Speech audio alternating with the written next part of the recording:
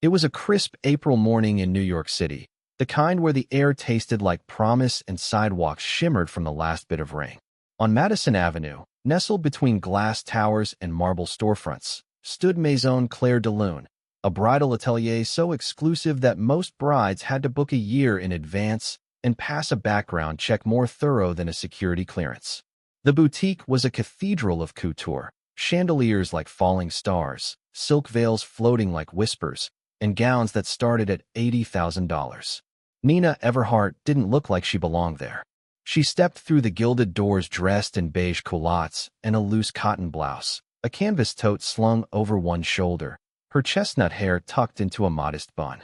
No makeup, no jewelry, just a hint of rose on her lips and hazel eyes that held steady like quiet thunderclouds. The four women behind the reception desk didn't hide their reaction. Camille, the manager with cheekbones like blades and a voice dipped in venom, tilted her head. "Can we help you?" she said, though her tone added, "You shouldn't be here." Nina offered a gentle smile and held up her phone. "I'm here for a fitting. Nina Everhart. 11 o'clock. Camille squinted at the screen, then at Nina's outfit. "I'm sorry, our gowns start at $80,000. We don't rent." Sophie, one of the stylists, leaned in, already tapping on her phone. "Probably stole someone's appointment. Happens all the time." "She's definitely not on the list," Margot murmured, scrolling through the day's schedule. "I ordered a custom gown 6 months ago. Ivory silk, diamond embroidery." Nina replied, calm as glass. "Everything's confirmed." Camille's lip curled. "Sweetheart, we don't do walk-ins. And we definitely don't cater to," she gestured, "whatever this is." Leah giggled. "This is too good." Sophie whispered, already going live. Her caption read, "Stranger in clearance clothes crashes elite bridal fitting." Comments poured in like oil on flame. Nina stood quietly as the staff closed in, corralling her toward the door with practiced smiles. As she reached the velvet drapes, a woman in a mink coat stepped in. "Who let this riffraff in?" barked Victoria Lang, Upper East Side royalty. "You insult couture," she sneered, flicking Nina's blouse like it carried contagion. Her entourage laughed, snapping photos. Nina didn't flinch. "I'd like to speak to the manager." "You're looking at her," Camille snapped. "And you're not on our list. Please leave." The doors closed behind her. By the time Nina stepped back onto the sidewalk, the video had gone viral. "Mystery woman in beige pants crashes bridal salon," page 6 screamed. "Delusional dreamer," Vanity Fair added. "Fashion faux pas or fame seeker," the Daily Mail asked. Meme after meme painted her as a clown. 2 days later, a fleet of private jets touched down at Château de Lumière, a 17th-century French estate where lavender swayed in the wind and peacocks roamed like royalty. This was the wedding of the year. Raphael Linwood, heir to the Linwood media empire, was marrying a woman no one had ever seen. The guest list included editors, influencers, designers, and, surprisingly, Maison Claire de Lune's staff. Camille, Leah, Sophie, and Margot arrived dressed like they were walking the Met Gala carpet. Sophie, now with 10,000 new followers thanks to the viral clip, whispered to Leah, "This is our moment." The courtyard buzzed with wealth and wine. That's when Nina walked in. She wore another beige dress, sleeveless, modest. Her hair was down now, curls framing her face. No makeup, no accessories. Simple flats. Sophie gasped, already live streaming. "No way. Beige girl's back." Camille's eyes narrowed. "She's crashing again?" Leah laughed. "Is she trying to get humiliated?" Zara Kane, a vlogger with 1 million followers, stepped in, circling Nina. "Did she get lost on her way to a thrift store?" Theo Voss added, "This is embarrassing." Nina stood still, offering no reaction. A waiter offered champagne. She declined with a nod. "You don't belong here," Camille said loudly, drawing stares. Interns snickered. One hurled a macaron, staining Nina's dress. Another shouted, "Take that back to Brooklyn." Still, Nina didn't flinch. "I'm invited," she said quietly.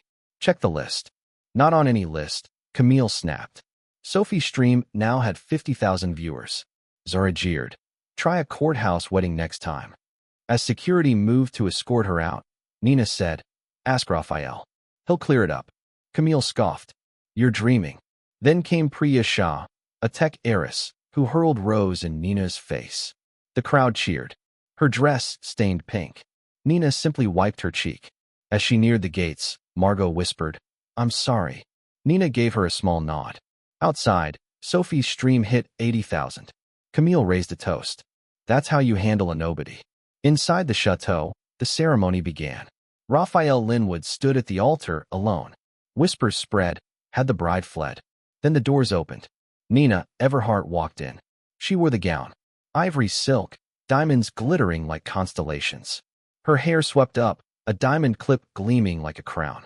On her arm was Raphael Linwood, his gaze fierce with pride. The room froze. Camille dropped her champagne flute. Sophie's stream hit 200,000. Raphael turned. "This is Nina Everhart. My wife." Gasps. "We've been engaged for 2 years. We planned this day in secret. She asked for privacy, and I honored it. Not because she's weak, but because she's stronger than all of you." He looked around. "She's also the founder and CEO of Eve, the brand you've all been wearing." Silence. Then stunned murmurs. Eve was worth $10 billion. Fashion's most whispered about brand. The visionary had been a ghost, until now.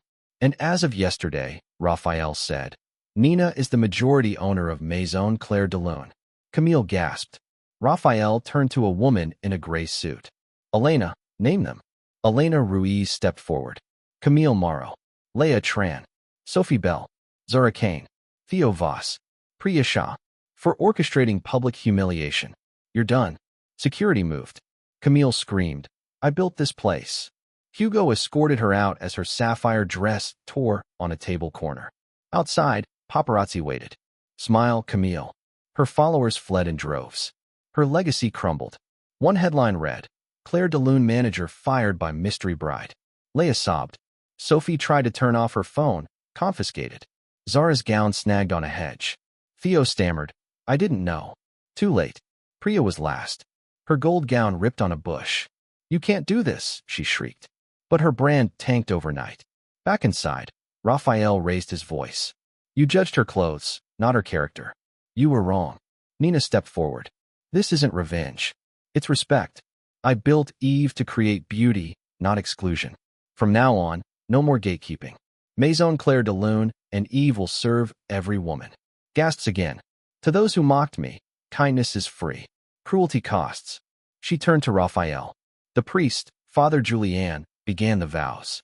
Beneath chandeliers and candlelight, they wed. Later, by the fountain, Nina approached Margot. "You apologized. That matters." Margot blinked back tears. "I didn't know who you were." "You don't have to know someone to be kind," Nina said. Then smiled. "Eve Bridal needs a face. I'd like it to be you." Margot gasped. "Me? You saw me when no one else did."